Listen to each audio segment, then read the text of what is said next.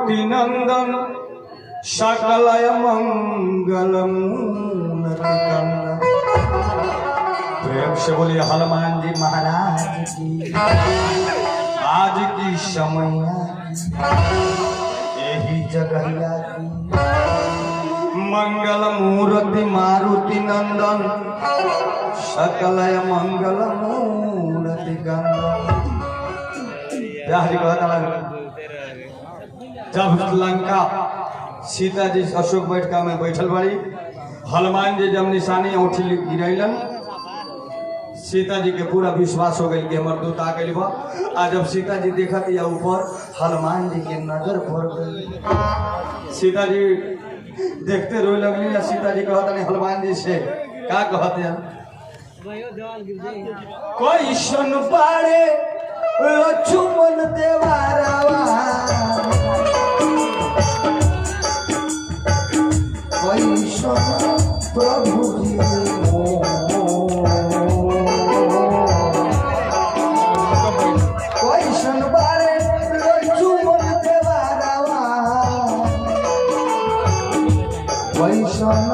प्रभु जी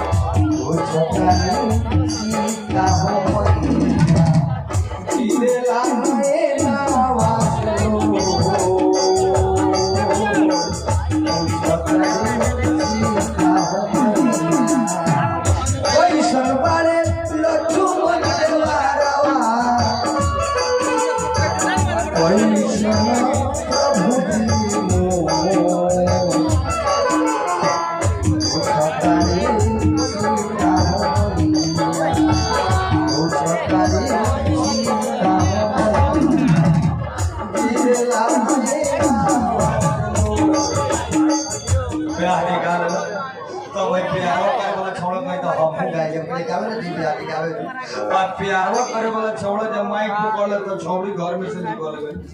अब छौड़ी के नजर पड़ गई करा अब छौड़ा लागल रोई अब छौड़ा गवा तक छौड़ी के देख के कोई सरबारे लक्ष्मण देवारावा कोई सोना प्रभु जी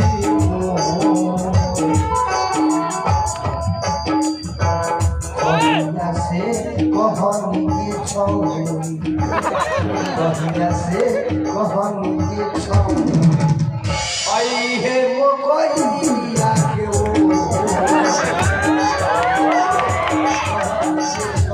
आई हे मोकइया से ओ